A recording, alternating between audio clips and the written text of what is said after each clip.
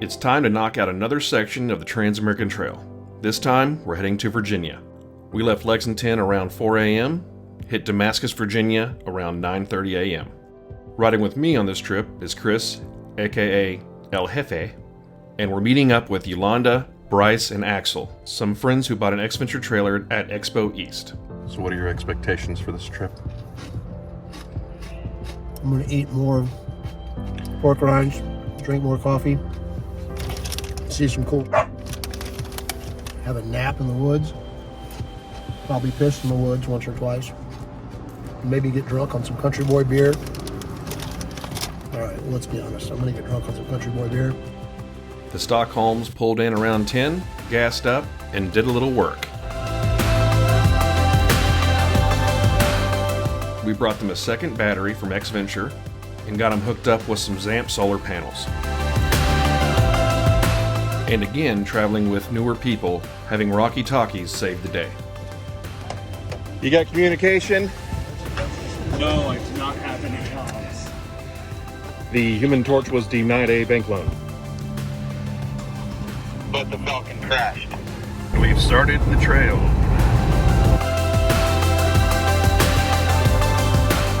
On the other side of Damascus, there was just a short mountain climb to the first turnoff.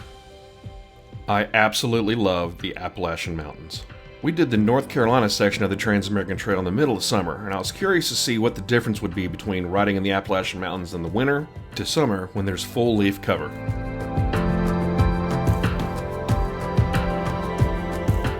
It was immediately evident that a good brake controller on this trip would be key. Being able to switch our Tow Pro Elite to off-road mode, priceless.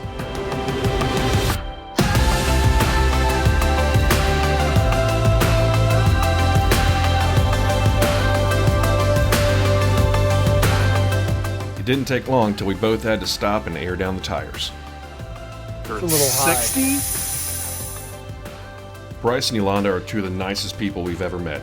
They definitely make this trip a lot more fun. It's got a lot of bulge. It's good bulge. Sidewalls punching out just right. Traveling with animals adds a whole new dynamic to overlanding. Baby couldn't join us on this one, but Axel was having a blast running along the trail with us.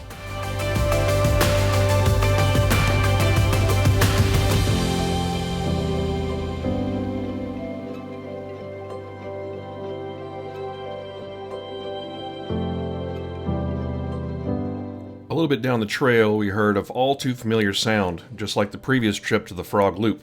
The channel on the Rhino rack had blown out again. Yeah. So I had blown out the channel here and here so far.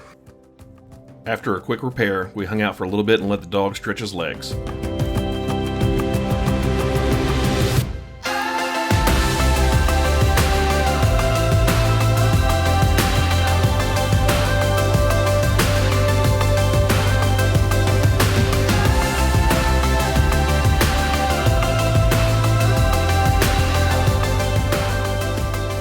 Our lunch spot picked out for the day was Painted Pink Brewing in Tazewell, Virginia.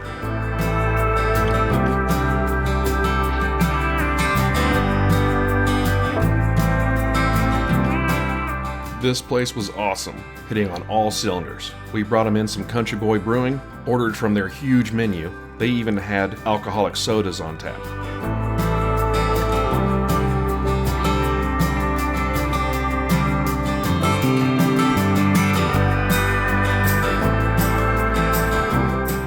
They were even gracious enough to throw up some of our stickers.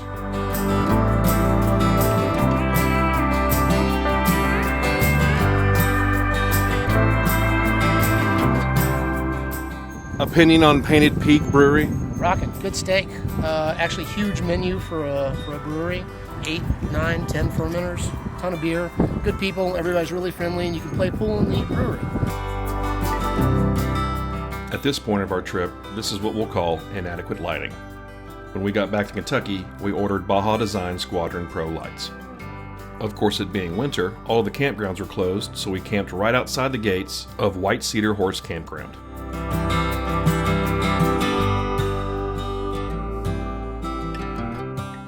Camp went up in about 20 minutes, so we whipped out the propane fire pit and drank some good old reliable shotgun wetting.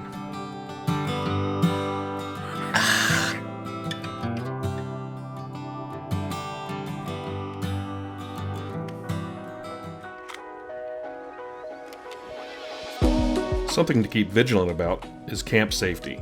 Sleep was a little rough with the raccoon hunters running up and down the road all night long. Especially when they were looking for their dogs, they tried walking through our camp at 2 a.m. It was a bit hard getting back to sleep after that commotion. Just something to think about when you're planning your next trip. We took our time getting camp packed up and got back on the road, only to be stopped 5 minutes in. We just ran into a recurrent problem with traveling in the winter, which is road closures. So always check with the park services before you get onto the roads and make sure that your path is open and they haven't gone through some seasonal closures. We're now having to backtrack a little bit in order to do a workaround. So just something to note. Quite a bit of the Trans-American Trail are back roads, county roads, and unimproved roads. Doesn't make it any less fun. Those parts of the country are usually where you find little gems.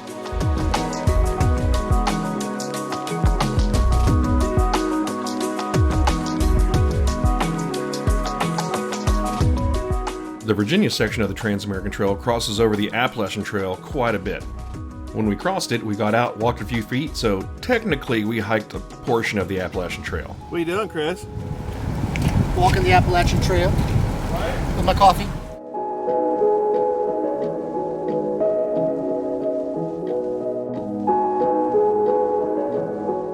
And another seasonal closure. This one was pretty disappointing. It was a 15-mile stretch that we had to parallel on county roads. The county roads were still beautiful, but from them you could see how awesome that trail would be covered in clouds. This would be one of 3 sections we couldn't do due to time of year. Next stop was Penny's Diner. These are the type places I love to find when out traveling.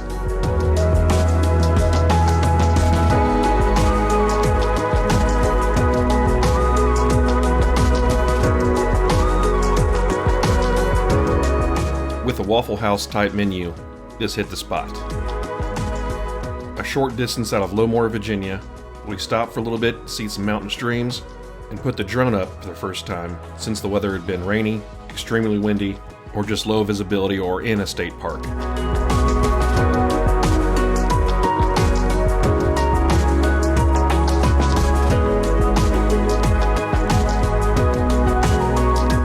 I would just like to note, it's our opinion that on these length of trips, where you're just trying to cover miles, 2 to 3 vehicles is the perfect amount to keep a pace that everyone can settle on.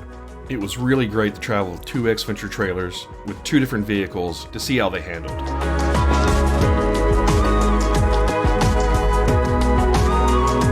For the next 5 hours after lunch, we busted tail to get to our last stop before they closed for the night.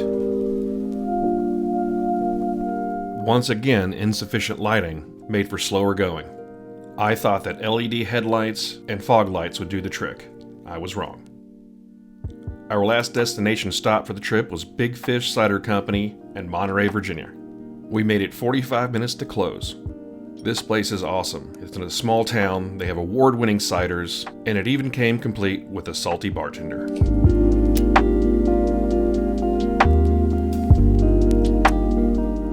We spent our remaining 30 minutes while they were open talking about the day and the things we saw. The Virginia section stays in Appalachian Mountains. I recommend it to anybody.